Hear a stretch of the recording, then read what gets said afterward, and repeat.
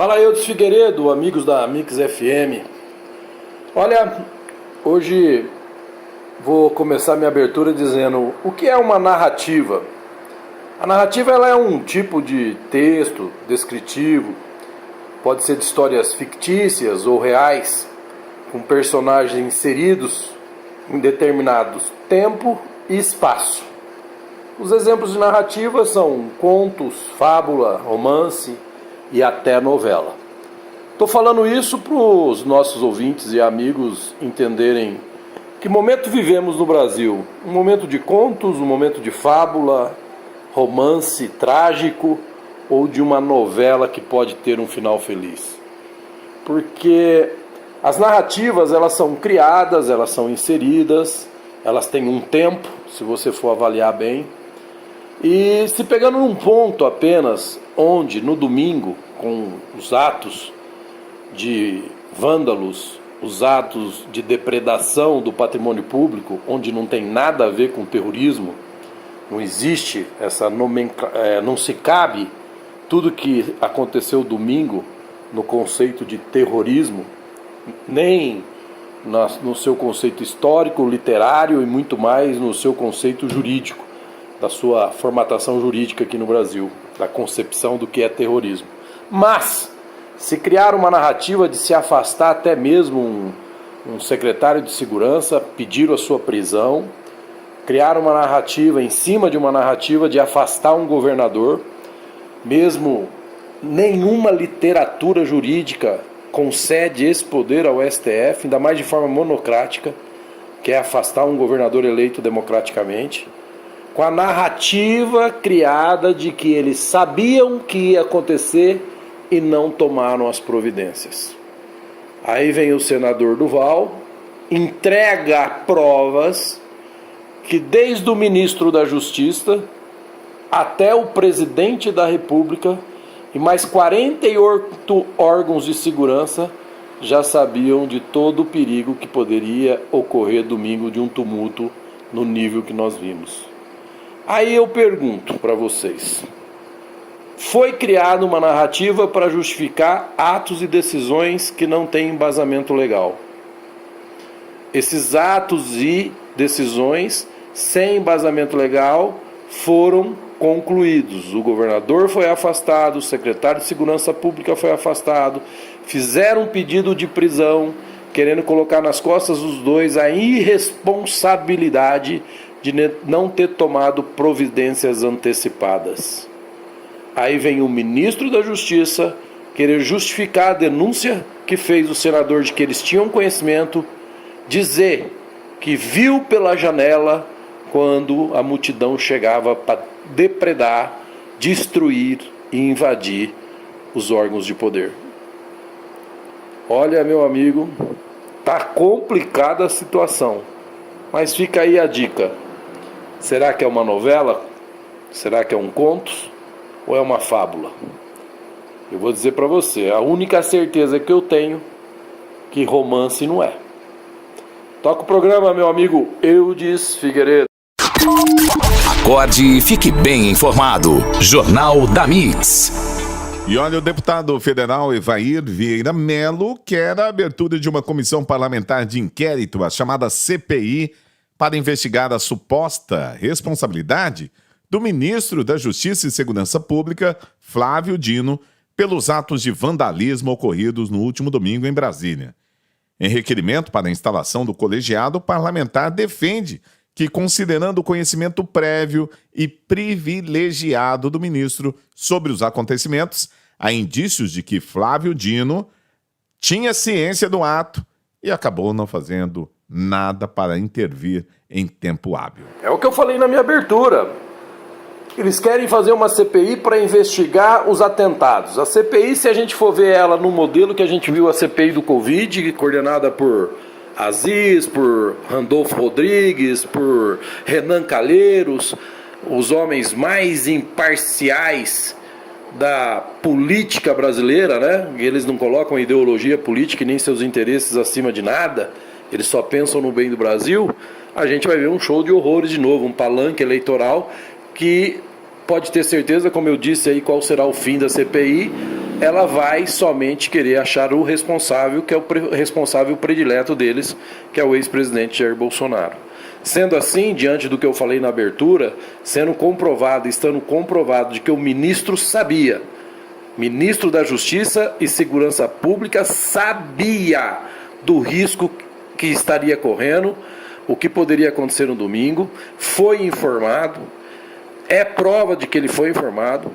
O agravante nisso é que até o presidente Lula poderia saber, e isso tem um nome no nosso regulamento legal: prevaricação. Isso dá cassação de mandato. Isso dá punição severa. Prevaricar não pode. E foi uma prevaricação de risco. Ou seja, a CPI, se vale para um, tem que valer para o outro. O pau que bate em Chico, bate em Francisco, e o que bate em Francisco não pode deixar de bater no Chico. Então é um governo que em 10 dias, nessa sede de vingança, nessa sede de poder, começa a se tropeçar e se complicar nas próprias narrativas. Agora você entende o que eu falei na abertura. Se cria a narrativa e se esquece que hoje nós temos a internet, que aliás eles estão loucos para calar, louco para zerar, porque a internet ela constrói ou nos ajuda a construir uma outra interpretação dos fatos que eles querem pôr diante da narrativa que eles querem implantar, da verdade absoluta deles e não dos fatos. Então, se vai ter a CPI para investigar por que a PM de Brasília não fez nada, por que o secretário de Segurança Pública, o governador de Brasília deixaram o risco acontecer, diante das provas que tem e foram apresentadas, tem que ter uma CPI para apurar a responsabilidade legal do ministro, autoridade máxima da Justiça e Segurança Pública desse país. Até vamos esquecer que ele é comunista, ele é a autoridade máxima da segurança pública desse país, que soube e foi informado e não tomou as devidas providências. E que escorregou quando foi tentar explicar, que disse que da janela via a multidão se aproximar. Ou seja, não precisa dizer mais nada. Por dentro da política. Governador do estado de São Paulo, Tarcísio Gomes de Freitas, se reuniu com o presidente Luiz Inácio Lula da Silva essa semana em Brasília. O encontro teve como principal objetivo a discussão do processo de privatização do Porto de Santos, no interior do estado. Tarcísio tem que sempre ter atitude institucional de governador do estado de São Paulo. É lamentável e até triste a gente ver alguns comentários: eu não voto mais nesse cara, ele me traiu. Para alguns o Tarcísio virou até, como diz o outro, membro da esquerda. Tarcísio é governador de um estado que deu voto tanto para a esquerda como para a direita. Tarcísio é um governador que representa hoje a todos os paulistas. Tarcísio é uma grande referência política de todos nós que somos da direita.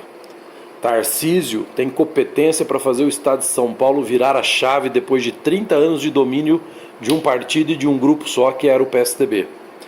Tarcísio tem que manter, sim, suas relações institucionais. Isso não significa que ele traiu os valores os quais quem votou nele confia e se identificou com esses valores. As pessoas têm que saber separar política partidária de política institucional. A gente vê muito isso demonstra uma falta de amadurecimento terrível. Isso demonstra uma inabilidade terrível. É onde entra toda vez que eu falo que a direita tem muito que aprender, tem muito que caminhar. O grande legado do presidente Bolsonaro para todos da direita no Brasil foi fazer a gente começar a se preocupar com política, falar de política, mas ainda somos bebê na maternidade diante da grande experiência que tem a esquerda. Só avaliar o que aconteceu no domingo, como foi todos ou a grande maioria induzidos a fazer uma coisa que nunca fizeram e ajudaram a participar, com infiltrados ou sem infiltrados. Claro que teve outros que, na empolgação do efeito manada, jogou uma pedra na vidraça e assim deu justificativa e validade para todas as ações as quais a direita critica, do Alexandre de Moraes, das falas do presidente Lula. Então, tem que tirar o mimimi de lado e analisar com clareza. Tarcísio é um governador do maior estado deste país. E para tanto, e para mostrar a sua habilidade, para mostrar a sua capacidade política de gerenciamento, principalmente de gerenciamento de crise, faz muito bem de manter institucionalmente a relação não só com o presidente Lula, não só com os deputados estaduais, mas com deputados federais de oposição que queiram ajudar São Paulo. É simples e fácil de entender. Caso você entenda isso errado, eu aconselho que você tem que aprender a ler a política de uma outra forma. Olha, essa semana os agentes da Polícia Federal passaram o dia no prédio do Supremo Tribunal Federal, invadido e depredado no último domingo. No local, sinais de atos de vandalismo ainda são bastante visíveis. Funcionários passaram os dias recolhendo imóveis e objetos arrancados de dentro do local e atirados na Praça dos Três Poderes. O ministro Gilmar Mendes esteve no STF para conferir a dimensão dos danos e na saída fez um apelo para que tais cenas não se repitam mais. Disse ele: estou sem palavras, sem palavras. Como chegamos a esse ponto? Adolfo Padilha. Eu acho que o mais importante aqui é a gente entender que o Gilmar Mendes tem emoção, né? Porque ele nunca passou para nós que ele era um homem de se emocionar, né? Pelo contrário, ele sempre passou para nós que, pelas decisões que toma, pelo jeito que ele muda de ideia, né? Porque esse mesmo Gilmar Mendes já falou anos atrás que o assalto que o PT fez nos cofres públicos, financeiramente o PT teria dinheiro para disputar eleições por mais 50 anos. E de repente ele se colocou um algoz do ex-presidente Bolsonaro e foi um dos que votou a favor da soltura do Lula. Então, se ele ficou emocionado de ver a destruição, eu fiquei triste.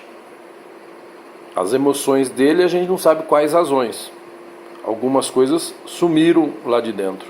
Cada um faz o julgamento que quer.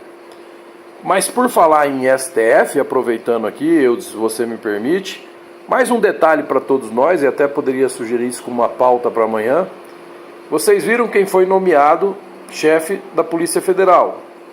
Um delegado federal que foi chefe de segurança do presidente Lula durante a campanha. Vocês lembram do Ramesh?